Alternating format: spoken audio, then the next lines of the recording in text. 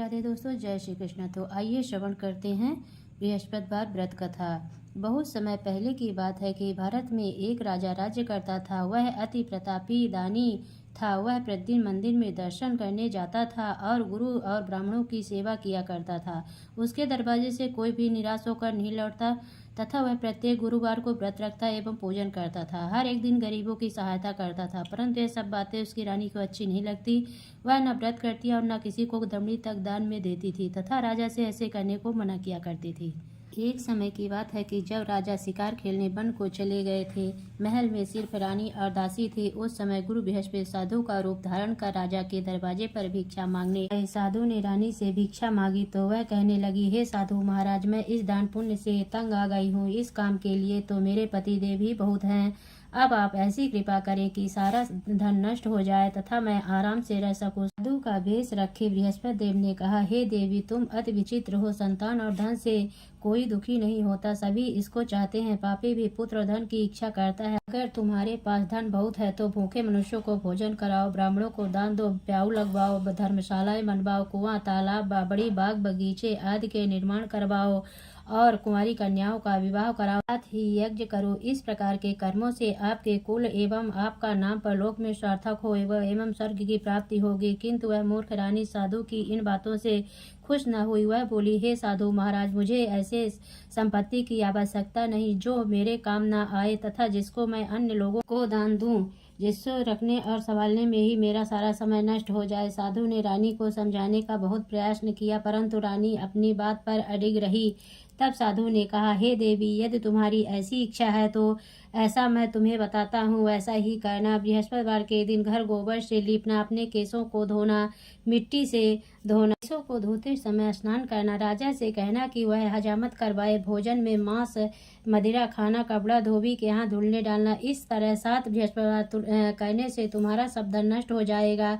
ऐसा कहकर साधु रूपी बृहस्पति देव अंतर्ध्यान हो गए। रानी ने साधु के कहे अनुसार ही 7 बृहस्पतिवार वैसा ही करने का विचार किया। साधु के बताए अनुसार करते हुए उसे केवल 3 बृहस्पतिवार ही बीते थे कि उसका समस्त धन नष्ट हो गया। कहे अनुसार ही करने से भरपेट भोजन के लिए भी दोनों समय परिवार तरसने लगा तथा सांसारिक भोगों से दुखी रहने लगा। राजा रानी से कहने लगा, तुम यहाँ पर रहो, मैं दूसरे देश को जाऊं, क्योंकि यहाँ पर सभी मनुष्य जानते हैं, इसीलिए मैं कोई कार्य भी नहीं कर सकता। देश चोरी परदेश भी बराबर है। ऐसा कहकर राजा परदेश चला गया। वहाँ जंगल जाता, जहाँ लकड़ी काट कर लाता और शहर बेच कर अपनी दुखी जीवन को बड़ी कठिनता से व्यतीत करने लगा। राजा के जाने के पश्चात इधर उसके बिना रानी और दासी दुखी रहने लगे। किसी दिन भोजन मिलता, किसी दिन जल पी कर रह जाती।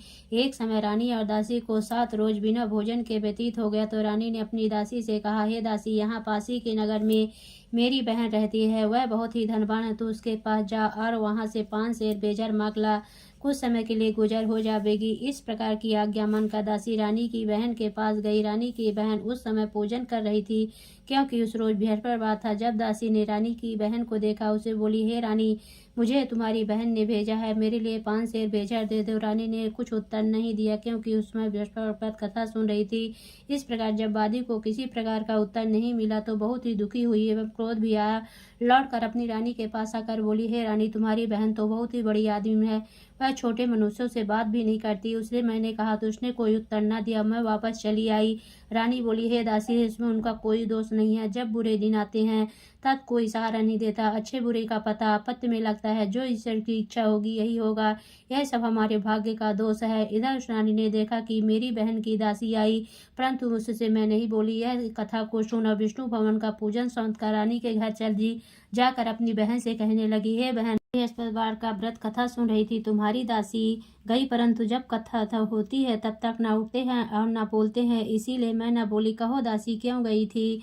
रानी बोली, बहन, हमारे अनाज नहीं था तथा राजा परदेश गए हुए हैं। वैसे तुमसे कोई बात छिपी नहीं है, इस कारण मैंने दासी को तुम्हारे साथ 5 सेर बेजन लेने के लिए भेजी थी। इस बात पर रानी की बहन बोली, बहन, बृहस्पति भगवान सभी की मनोकामनाओं को पूर्ण करते हैं, देखो शायद तुम्हारे घर में नाज रखा हो।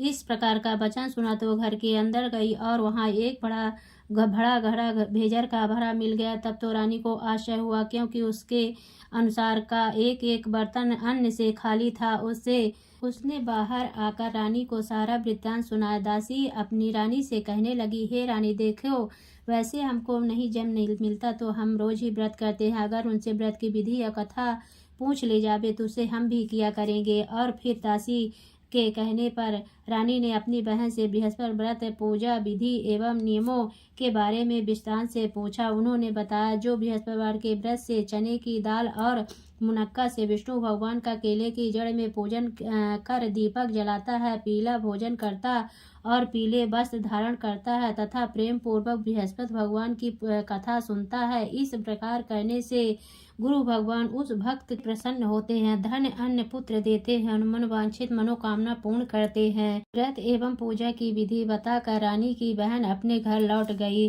तत्पश्चात रानी और दासी दोनों ने निश्चय किया कि बृहस्पति देव भगवान का व्रत एवं पूजन जरूर करेंगे। साथ जब बृहस्पति रात उन्होंने व्रत रखा, घुड़सार से चाकर चना गुण बिल लाई तथा उसकी दाल से केले की जड़ का तथा विष्णु भगवान का पूजन किया। अब भोजन पीला कहाँ से पावे, बेचारी बड़ी दुखी हुई, परंतु उन्होंने व्रत किया था इसलिए गुरु भगवान प्रसन्न थे और 2 थालों में सुंदर पीला भोजन लेकर आए और दासी को देकर बोले, हे दासी, यह तुम्हारे और रानी के लिए भोजन है, तुम दोनों भोजन करना। दासी दो भोजन पाकर बड़ी प्रसन्न हुई, रानी से बोली, चलो रानी जी भोजन कर लो। रानी को इस विषय में कुछ पता नहीं था। वह दासी से बोली, तू ही भोजन करके तू हमारे व्यर्थ में हंसी उड़ाती है। रानी ने कहा, वह महात्मा हम दोनों को 2 थालों में भोजन देगा है, इसलिए हम तुम दोनों ही साथ साथ भोजन प्रारंभ करेंगे। उन्होंने गुरु भगवान को नमस्कार करके भोजन प्रारंभ किया। उसके बाद दोनों प्रत्येक बृहस्पतिवार को गुरु भगवान का व्रत और भोजन करने लगी। बृहस्पति भगवान की कृपा से उन दोनों को भी भोजन एवं धन की कोई कमी नहीं थी, परंतु रानी फिर पुनः उस प्रकार आलस करने लगी। तब दासी बोली, रानी तुम पहले इस प्रकार आलस करती थी, तुम्हें धन के रखने उठाने में कष्ट होता था, जिस कारण सभी धन नष्ट हो गया। अब गुरु भगवान की कृपा से धन मिला है तो तुम्हें फिर आलस्य होता है।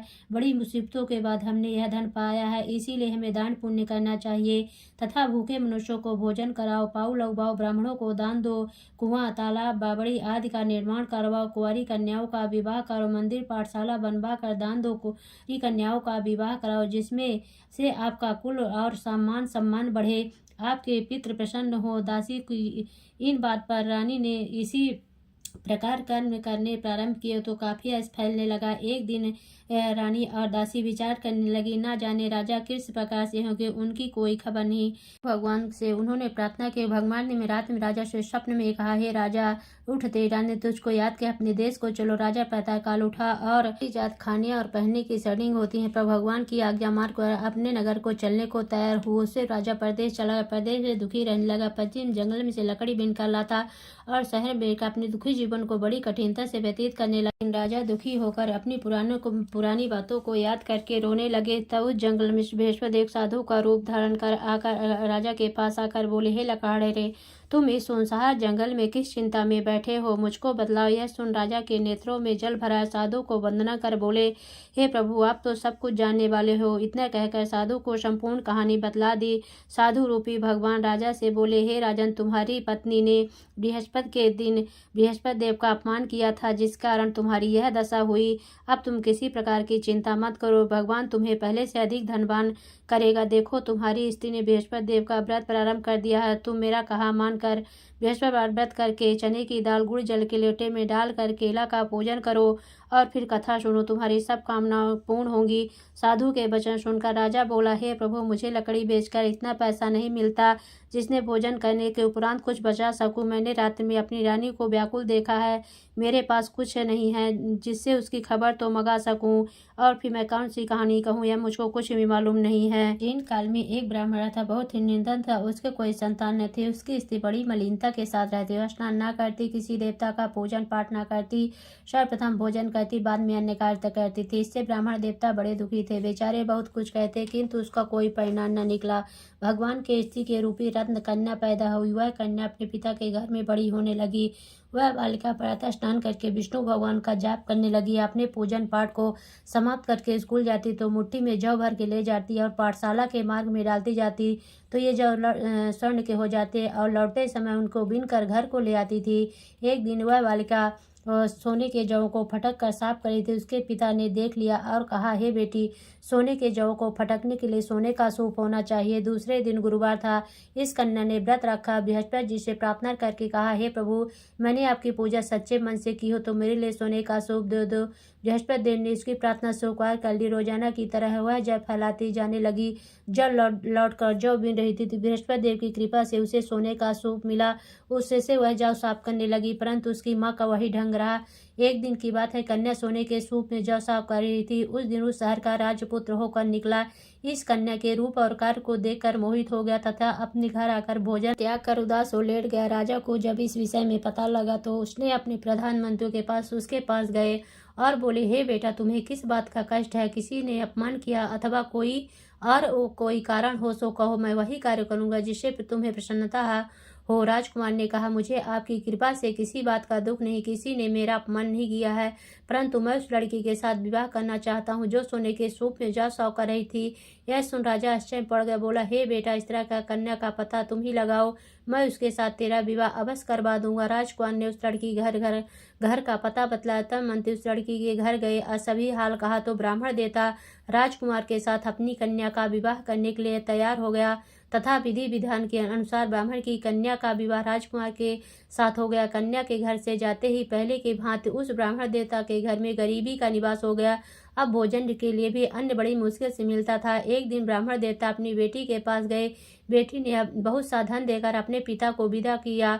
कुछ दिन सुखपूर्वक व्यतीत हुआ। कुछ दिन बाद फिर वही हाल हो गया। ब्राह्मण फिर अपनी कन्या के यहाँ गया।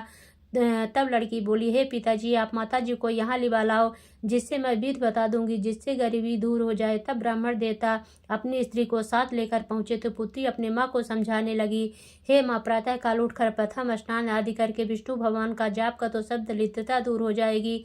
परंतु उसकी बात नहीं मानी और प्रातः काल उठते ही सर्वप्रथम भोजन किया। उसकी पुत्री को बहुत गुस्सा आया। एक रात कोठरी से सभी सामान निकाल दिया, प्रातः उसमें बंद कर दिया। प्रातः काल उसमें से निकाला, स्नान आदि करा के पाठ करवाया तो उसकी माँ की बुद्धि ठीक हो गई और फिर प्रत्येक बृहस्पतिवार को गुरु भवन का व्रत और विष्णु पूजन करने लगी। इस व्रत के प्रभाव से उसकी माँ भी बहुत ही धनवान तथा पुत्रवती हो गई। वृद्धावस्था में स्वर्ग को प्राप्त हुई। वह ब्राह्मण भी सुखपूर्वक इस लोक के सुख भोगकर स्वर्ग को प्राप्त है। इस कहानी कहकर साधु देवता वहां से अंतर ध्यान हो गए। 6 दिन बीत गए और बृहस्पतिवार का दिन आया। राजा जंगल से लकड़ी काटकर किसी शहर में बेचने गया। उसे उस दिन और दिन से अधिक पैसा मिला। राजा ने चना गुड़ आज लाकर गुरुवार का व्रत किया। उस दिन से सभी क्लेश दूर हुए, पर जब दोबारा गुरुवार के दिन आया तो व्रत करना भूल गया। उस दिन शहर के राजा ने विशाल यज्ञ का आयोजन किया तथा शहर में यह घोषणा करा दी कि कोई भी मनुष्य अपने यहाँ भोजन न बनावे, समस्त पब्लिक मेरे यहाँ भोजन करने आवे। इस आज्ञा को जो न मानेगा उसके लिए फांसी की सजा दी जाएगी। सब लोग भोजन करने गए, लेकिन लकड़हार कुछ देर से पहुंचा, इसलिए राजा उसको साथ अपने घर पर लिवा ले गए। ले जाकर भोजन करा रहे थे। रानी की दृष्टि उस खूंटी पर पड़ी जिस पर उसका हार लटका हुआ था, वह पर दिखाई न दिए। रानी ने निश्चय किया कि मेरा हार इसी मनुष्य ने चुरा लिया है। उसी समय पुलिस को बुलाकर उसको जेल खाने में डलवा दिया। जब राजा जेल खाने में पड़ गया, बहुत ही दुखी होकर विचार करने लगा, जन्म के कर्म से मुझे यह दुख प्राप्त हुआ है। जेल में बंद लकड़हारा भगवान बृहस्पति को याद करने लगा। तत्काल बृहस्पति साधु के रूप में प्रकट हो गए। उसकी दशा को देखकर कहने लगे, अरे मूर्ख, तूने बृहस्पति देव की कथा नहीं करी, इसीलिए तेरे लिए दुख प्राप्त हुआ। तो किसी बात की चिंता मत कर। बृहस्पतिवार के दिन जेल खाने के दरवाजे पर 4 पैसे पड़े मिलेंगे, उनसे तू बृहस्पति देव की पूजा करना, तेरे सभी कष्ट दूर हो जाएंगे। बृहस्पतिवार के रोज उसे 4 पैसे मिले। राजा ने कथा कही। उसी रात को बृहस्पति देव ने स्वप्न में कहा, हे राजा, तुमने जिस आदमी को जेल खाने में बंद कर दिया, राजा उसको छेड़ देना। रानी का हार उसी खूंटी पर लटका हुआ, अगर तू ऐसे नहीं करेगा तो मैं तेरे राज्य को नष्ट कर दूंगा। इस तरह रात को स्वप्न को देखकर राजा प्रातः काल उठा और खूंटी पर हार देकर लकड़हारे को बुलाकर क्षमा मांगी तथा राजा को योग्य सुंदर वस्त्र आभूषण देकर विदा किया। राजा अपने नगर को चल दिया। राजा जब नगर के निकट पहुंचा तो उसे बड़ा आश्चर्य हुआ। नगर में पहले से अधिक बाग, तालाब तथा बहुत से धर्मशालाएं, मंदिर आदि बन गए हैं। राजा ने पूछा कि यह सब किसका है? तब नगर के सब लोग कहने लगे, रानी और वादी के हैं। तो राजा को आशा हुआ, गुस्सा भी आया। तब राजा ने अपनी तलवार निकाली और पूछने लगे कि यह बतलाओ कि यह धन तुम्हें कैसे प्राप्त हुआ है। तब उन्होंने कहा कि हमें सब धन यह बृहस्पति देव के इस व्रत के प्रभाव से प्राप्त हुआ है। तब राजा ने निश्चय किया कि 7 रोज बाद तो सभी बृहस्पति देव का पूजन करते हैं, परंतु मैं रोजाना दिन में 3 बार कहानी कहा करूंगा तथा रोज व्रत किया करूंगा। हर समय राजा के दुपट्टे में चने की दाल बधी रहती तथा दिन में 3 बार कहानी कहता। एक रोज राजा ने विचार किया, चलो अपनी बहन के यहाँ हो आवे। राजा घोड़े पर सवार हो अपनी बहन के यहाँ चलने लगा। मार्ग में उसने देखा कि कुछ आदमी एक मुर्दे को लिए जा रहे हैं। राजा ने कहा, अरे भैया, तुम मेरी बृहस्पति की कथा सुन लो। वे बोलो, लो हमारा तो आदमी मर गया है, इसको अपनी कथा ही पड़ी है। परंतु कुछ आदमी बोले, अच्छा कहो, हम तुम्हारी कथा भी सुनेंगे। जब कथा आधी छिद्र की मुर्दा हिलने लग गया। जब कथा समाप्त हो गई, वो मनुष्य राम राम करके खड़ा हो गया। आगे किसान खेत में हल चलाता मिला। राजा ने कहा, अरे भैया, तुम मेरी बृहस्पति की कथा सुन लो। वे बोला, जब तक मैं तेरी कथा सुनूंगा तब तक एक बार हरया जोत लूंगा, अपनी कथा किसी और को सुनाना। राजा के हटते ही बैल पछाड़ कर खाकर गिर गए तथा उसके पेट में जोर जोर से दर्द होने लगा। उसी समय उसकी माँ रोटी लेकर आई। उसने बेटे से सवाल पूछा। बेटे ने सवाल कह दिया तो बुढ़िया दौड़ती दौड़ती उस घुड़सवार के पास गई। बोली, मैं तेरी कथा सुनूंगी, तू अपनी कथा मेरे खेत पर चलकर कहना। राजा ने बुढ़िया के खेत पर जाकर कथा कही, जिसको सुनते ही के बैल खड़े हुए तथा किसान के पेट का दर्द बंद हो गया। राजा अपने बहन के घर पहुंच गया। बहन ने भाई की खूब मेहमानी की। दूसरे रोज जागा तो देखने लगा सब भोजन कर रहे हैं। राजा ने कहा, बहन, ऐसा कोई मनुष्य है जिसने भोजन न किया हो, मेरी बृहस्पति की कथा सुन ले। बहन बोली, हे भैया, यह लोग ऐसे हैं, पहले लोग यहाँ भोजन करते हैं, बाद में अन्य कार्य करते हैं। अगर कोई पड़ोस में हो तो देखा हूँ। ऐसा करके देखने चली गई, परंतु उसे ऐसा कोई व्यक्ति नहीं मिला जिसने भोजन न किया हो। अतः एक कुम्हार के घर गई जिसका लड़का बीमार था। उसे मालूम हुआ कि इनके यहाँ 3 रोज से किसी ने भोजन नहीं किया। रानी ने अपनी भाई की कथा सुनने के लिए कुम्हार से कहा। कुम्हार तैयार हो गया। राजा ने कुम्हार के घर जाकर कथा कही, जिसको सुनते हुए उसका लड़का ठीक हो गया। अब तो राजा की प्रशंसा होने लगी। एक दिन राजा ने कहा, बहन, हम अपने घर जाएंगे, तुम भी तैयार हो जाओ। राजा की बहन सास बोली, चली जा, परंतु अपने लड़कों को मत ले जाना, क्योंकि तेरी भाई की औलाद नहीं होती है। बहन बोली, हे भैया, मैं चलूंगी, कोई बालक नहीं जाएगा। राजा बोला, जब कोई बालक नहीं जाएगा तब तुम ही जाकर क्या करोगी। बड़े दुखी मन से राजा अपने नगर को लौट आया। राजा ने कहा कि हम निर्वंशी राजा, हमारा मुख देखने का धर्म नहीं, कुछ भोजन दान नहीं किया। रानी ने कहा, प्रभु बृहस्पति देव ने हमें सब कुछ दिया, हमें औलाद अवश्य देंगे। उसी रात को बृहस्पति देव ने स्वप्न में कहा, हे राजा, उठ, सोच को त्यागती रानी गर्भ से 9वें महीने में गर्भ से एक सुंदर पुत्र पैदा हुआ। तब राजा बोला, स्त्री बिना भोजन के रह सकती है, बिना कहे नहीं रह सकती। जब मेरी बहन आवे उसे कुछ कहना मत। रानी ने सुनकर हाँ कर दिया। जब राजा की बहन ने यह शुभ समाचार सुना, बहुत ही खुशी हुई तथा बधाई लेकर भाई की यहाँ आई। तभी रानी ने कहा, घोड़ा चढ़कर तू नहीं आई, गधा चढ़ी आई। राजा की बहन बोली, भाभी, मैं इस प्रकार न कहती, तुम्हें औलाद कैसे मिलती। बृहस्पति देव ऐसे हैं जैसे जिसके मन में कामनाएं सभी को पूर्ण करते हैं। जो सद्भावना पूर्वक बृहस्पति देव का व्रत करता है एवं कथा पढ़ता, सुनता, दूसरों को सुनाता, उनकी सभी इच्छाएं बृहस्पति देव पूर्ण करते हैं। इसलिए सब कथा सुनने के बाद प्रसाद लेकर जाना चाहिए। हृदय से उनका ध्यान करते हुए बोलो लक्ष्मी नारायण की जय, बोलो विष्णु भगवान की जय। ओम जय बृहस्पति देवा, स्वामी जय बृहस्पति देवा। छीनी छीनी भोग लगाऊं, कदली फल मेवा। ओम जय बृहस्पति देवा, तुम्हें पूर्ण परमात्मा, तुम्हें अंतर्यामी, स्वामी तुम्हें अंतर्यामी। जगत पिता जगदीश्वर, तुम सबके स्वामी। ओम जय बृहस्पति देवा। चरणामृत निज निर्मल, सब पातक हरिता, स्वामी सब पातक हरिता। सकल मनोरथ दायक, कृपा करो भरता। ओम जय बृहस्पति देवा। तन मन धन अर्पण कर, जो जन शरण पड़े, प्रभु जो जन शरण पड़े। प्रभु प्रगट तब हो करे, आकर द्वार खड़े। ओम जय बृहस्पति देवा।